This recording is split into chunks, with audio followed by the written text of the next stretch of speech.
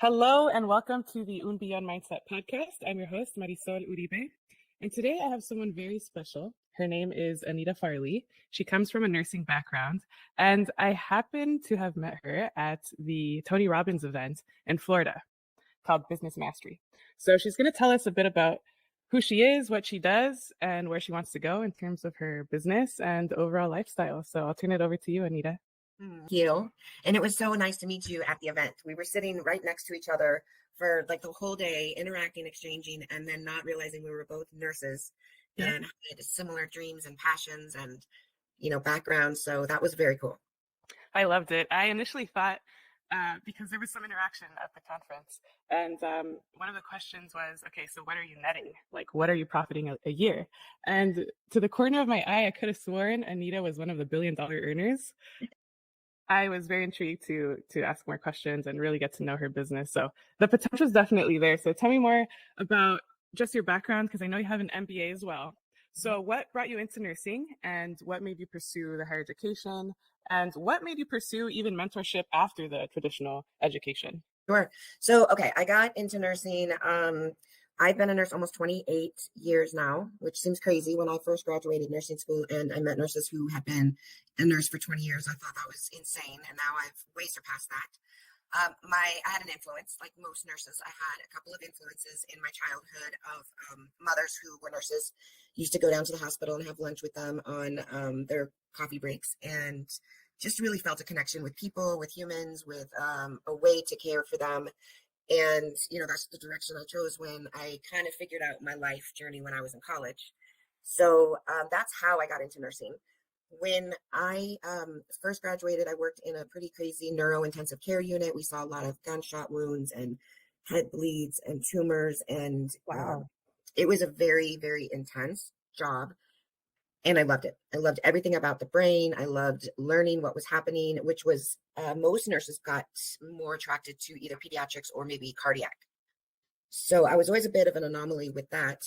Pretty young in my career, I did travel nursing, but I got the bug for teaching and education, doing my first conference where I was on a stage educating others, probably a year out of nursing school, and did that I did it at a national conference in Portland and another one in Toronto, and just really caught that bug. Flash forward a few years, I do some travel nursing, and I end up back in my hometown, Phoenix. They were opening up Mayo Clinic in Arizona, and I was applying for a job, just would prefer to have day shift because, we all work our 12-hour shifts, and I've been on nights. To keep the circadian rhythm happy. To keep that, just, can I have days, please, was my request. They actually saw something in me that I didn't know was there, and they asked me to apply for a leadership position. Multiple interviews later, I was a part of the opening of the new hospital in Arizona, doing policy, procedure, education. It was not even physically built yet, so we worked virtual. So that was a really amazing opportunity in my career, and that's when I learned operations and business side, and that's when I went for my MBA rather than my master's in nursing. I just got a bug for how things work, and from that moment on, I just always wanted my own business. Because I was doing project management, I just wanted my own business. For sure. And I could see that transition in your brain. But I'd like to take a pause at that point where administration saw something in you. What do you think they saw in you that said, hey, she's an innate leader? And Anita, let's foster that and let's see how far we could take that. So what do you think are the qualities that they saw in you? It's interesting now that I can reflect back that we have that whole Johari's window. We don't know what we don't know, and we're just ourselves. We do what we do. What they saw in me that I didn't know yet, and now I know, is really the blessings that I have as far as thinking, being extremely creative, very good at communication, loving people, but I get both the technical, but I get the creative side, and I can really see the operational logistics. If we're going to do a big project, I can also break it down to, well, how are we going to order the right supplies, and are we going to have the right policies and procedures, and how are we going to educate, and then how are we going to implement and execute and then measure. So I had both the strategic visioning, but I also had a really keen sense for operations and the fine details to make it work and be successful. And I also just love to learn. My manager took me to my first Zig Ziglar conference right after I started there at the hospital, and I was sucked into the leadership and development and the potential and possibilities very early in my career, and just gravitated to that for the rest of that. Continue to. Tony Robbins talks about the three different leadership styles or niches that we could fall in as entrepreneurs or business owners. He goes, one is the actual artist, right? You liking what you do to the T, that you're the one that always wants to do it. Whether it's, if we're talking about an IV business, you want to be the one actually doing the service. The other is the operations hat, right? And then the last is the entrepreneur, the one that's the actual risk taker, the one that could care less about doing everything to the T and fancy and putting all that heart and soul into it. But they want to see the numbers, right? The profits, that it's profitable, that we're green at the end of the day, that we're not in the red. So it sounds like yes, nursing is such an art. It has to be. It's an art and a science. But you also had a keen sense of the operation side of it. So would you say when we had to reflect on the three, you landed more into the operation side? It's interesting because I think depending on what I'm doing and where I am, I fall into all three categories very easily.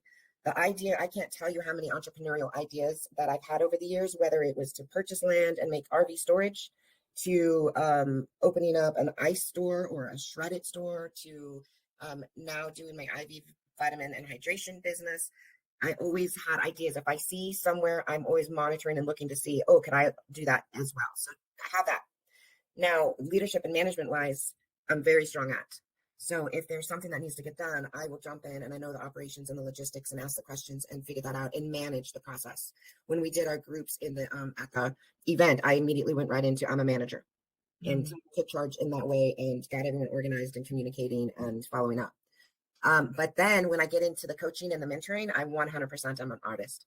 I love to spend that time, really hear what people are saying, like not just listen, but really hear and dig deeper and get into the weeds of what's going on, what are the possible solutions, and support them in that way. So that's one I probably would not be able to easily give up as a business owner. I'd want to keep that close.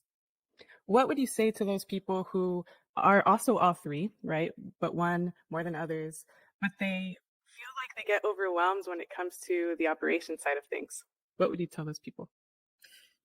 To keep it simple, to focus, to time block. I can be a squirrel myself, wear a shiny object, and I want to go over here and do this instead because it's more fun. Or I want to go create, be an entrepreneur. The management stuff has to get done. The business needs the systems and processes in order to thrive. So to focus, make it a priority to set that foundation and set it solid, into deep, fertile soil before you can go run off and do shallow kind of activities that might fill you up for a minute, but may not generate the recurring revenue, the recurring depth that it needs to. And that's a solid point because we get impatient. We want immediate satisfaction, right? Not delayed gratification. So I think it goes back to just cultivating that foundation first, right? Yeah. And putting all the ducks in a row so that the day of tomorrow, your systems are automated. But definitely, I think we all fall into that trap where we get frustrated and we want things done now. Yes, we do. So what do you do to self-care in the midst of all this chaos? Because Anita, you've got 2 locations now in Arizona. Tell me about that. I have a location in Prescott, Arizona, where I live. I have a location in Scottsdale, Arizona, where I used to live. I also have my coaching and mentoring business. And then I also have another business. So my downtime, I'll be honest with you, I was just actually meditating and journaling about this last night. What I've learned, timing. I know it's perfect timing. I am doing, I've worked hard all my life, always doing. And what I'm recognizing is that it's also critical for me to rest, to enjoy 2 amazing, beautiful daughters who are 15 and 17 and not that much longer in the house. So I put into practice a morning and an evening meditation prayer time. And I resist it sometimes because I want to jump into work and get going. I know, however, the impact it has on me when I do it. It calms my nervous system. It makes my brain clear. It makes my conversations rich and deep and lighter. So that is extremely important to me. Is that something that you're passing on to your daughters as well? Yeah, they're funny. They were both gymnasts, and so there was a lot of driving back and forth to practice before and after school. And so the kids got pretty used to me always experimenting on them with different techniques, whether it was EFT and tapping or praying, or now they have a love for yoga also, the self-care, the reflection, journaling, things like that. So they have learned the mommy experiments with them, and they're part of that. I love that because as nurses, we see the holistic approach, right? We see the human person as a whole, mind, body, spirit, you name it. And as people interested in furthering education, right? Say with journal articles, staying current on what's trending right now, say what are the peer research saying right now, 2022, possibly reading into 2023, AI, science, whatever, right? We have to be on top of it because to renew our licenses, we do need those continuing hours of education. But I know you and I surpassed that. We surpassed like the 30 hours by a lot. But Yes. we do it for a reason, right? We want to be that much better for our team, right? Our fellow nurses, colleagues, patients, clients. And so if you're listening right now, there's such thing as IV hydration, which fuels vitamins, nutrients into your body so that your cells can get regenerated faster and turn over adequately. So can you tell us more about that? How there's this preventative side of healthcare that the media doesn't really pay too much attention to? Yeah. So, okay, with all of my learning and growth and development, I've really got into the more interest in holistic and integrative functional side of things. Always worked in an ICU, so we were always fixing things after they happened. And that's a lot how medicine is. You go to the doctor when you have something happening, and it's more of a reactive approach. When I learned about IV vitamins and hydration through, again, continuing to learn and wanting to dive into different areas, what I really got that is we can help prevent going to the hospital. We can prevent, if we have a lot of stress in our life, and oxidative stress just causes so much internal inflammation.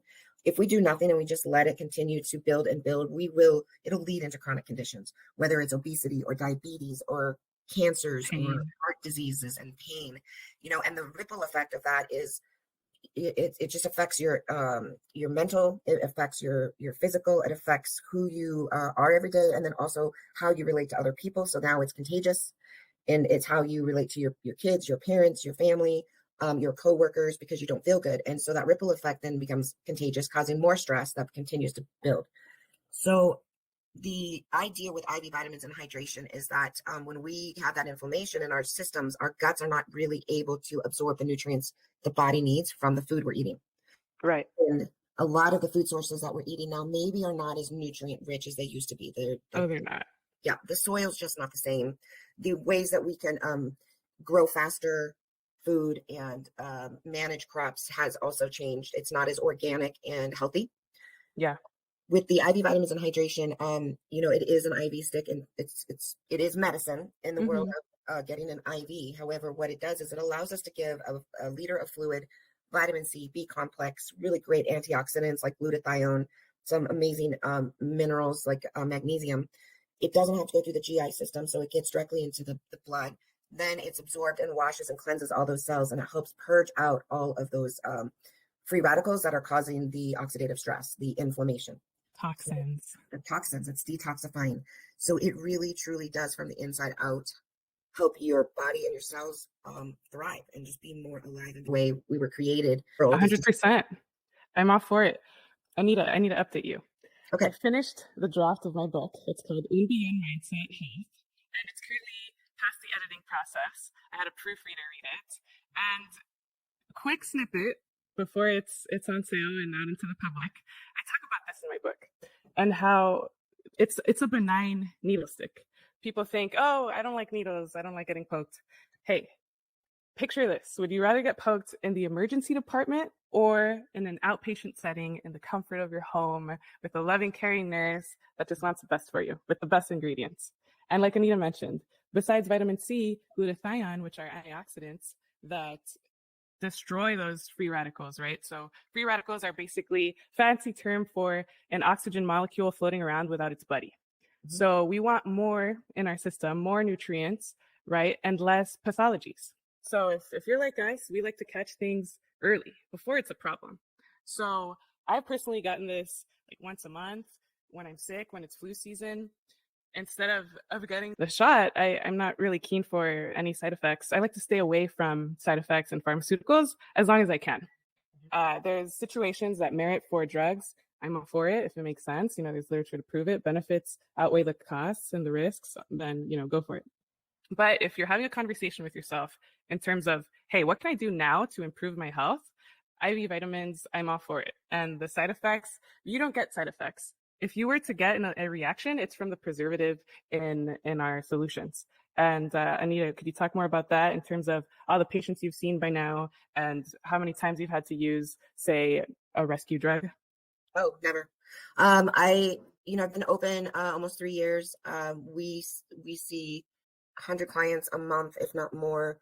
Um, Never myself nor anyone on my teams in either locations have ever had any kind of adverse reactions. Maybe the reason we might have had to slow down the infusion was because they were sensitive to, I learned this the first year, cold fluid doesn't feel good going into the body. And where I Yeah. live is in a mountain town. And so, we had to shift our processes so that the fluids were not Too cool. chilled. Yeah.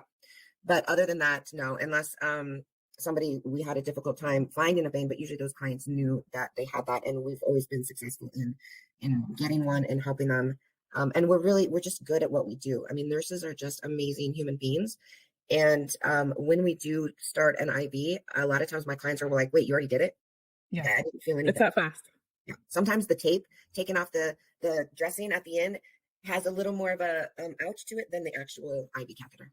That's so true. I've gotten that. Um, and you know what? We do it because we love it, right? If we're in the industry, it's because we still love what we do. And I come across people who, if I get a sense that they're not liking what they do anymore, it's like there are so many options out there within nursing and even outside of nursing. Ever since the pandemic, people have had to pivot and start their own businesses, right? And I know you were one of them in that time frame. When did you start the IV business? What year? 2020. Yeah. Right in the beginning of COVID, like not knowing that COVID was going to be what it was. Right. Yes, Right. and as I said, I was always studying different businesses. I was excited that when this a lot of the business opportunities I was looking at starting, they really had nothing to do with nursing. Mm. And it was such an amazing match for my skill set and who I am as a person, but wanting to help clients and keep people out of the hospital. I always say I'm caring for the community in a new way and not in the hospital. That's right. That's right. Likewise, I'm all about keeping patients out of the hospital. In home health, my previous background, that's what we do. And thanks so much for your time, Anita. I know you go back to back from an interview to the next. So to wrap up, what does having an un billion, $1 billion mindset mean to you? And how do you keep promises to yourself to fulfill your expectations? Sure. So actually, I'm going to do a play on that word. Rather than mindset, I have a set mind. And a Mm. set mind is first on serving people and using the skills that I've been blessed with and making a difference. A set mind for abundance for myself, my family, and my community. And when I am putting the needs of other people first, then blessings just keep coming. So what it means for me is being present, taking the time to care for yourself, caring for your family, recognizing your state of mind. If you're down or watching too much TV, news, negativity, that can really wreak havoc on your brain. Recognizing that your amygdala wants to fight or flight first, and choosing to put yourself in a different state of mind so that you can be really answering and living your life from a higher level and a level of being the best you. I used to think it was selfish to put myself first. And I, kind of went down that path of self-sabotage and always putting the needs of other people before mine. When Mhm. I discovered the reality of how unselfish it is to actually put myself first in order to be the best version of myself so that I can now make an impact with other people, then that has also been pretty life-changing for myself. So that's kind of my set mind, is being the best version of me every single day, making a difference, loving people, and always being present and really hearing what's going on with them. Anita, I loved that answer. Thank you so much for sharing. There is so much in those couple sentences that you guys should probably go back and re-listen, because having a set mind, I'm reading a book right now. It's called The Power of One More by Ed Milet. And he has a chapter called One More Emotion. And it's all about how if we move homes, we have to declutter totally and start again with organizing our new home. So he challenges us and asks, how many times are you decluttering your mind of things that don't serve you to Mhm. completely transform and get into a new home, a new identity for more enrichment and a better space, right? A set mind. So, what could you do today to reset your mind and keep it in that state? Because things will always come at you, right? And it's a matter of having it brush off to continue on. and different coping mechanisms, right? The healthier, the better if you're working out instead of, say, sitting down and binge watching TV or, indulging in that extra serving of desserts. Maybe instead of lunch and you skip lunch because you had desserts and that fulfilled the calories of lunch. I would just challenge you to question your habits, what you're doing today, and how are your actions reflecting in terms of your feelings, right? So how do you feel after you eat a certain meal? Do you feel better after eating, say, some healthy, rich proteins or indulging in a very savory, but maybe not so healthy snack? So those are just some things that are coming from my heart, us caring nurses to you. If you liked what you heard today, please subscribe, share with a friend. No ads on this show, all just value for you guys. And so you could learn how to preserve your health better, mindset, and longevity, and keep that wealth up, right? Because what you think is what you become, what you see is what you are. So thanks so much, Anita, for your time. I Thank really you. loved this show. And thank you all for listening. Have a great day. Un billón está en mi mente, yo sé que es mucha gente. Un billón está en mi mente, no sé tú.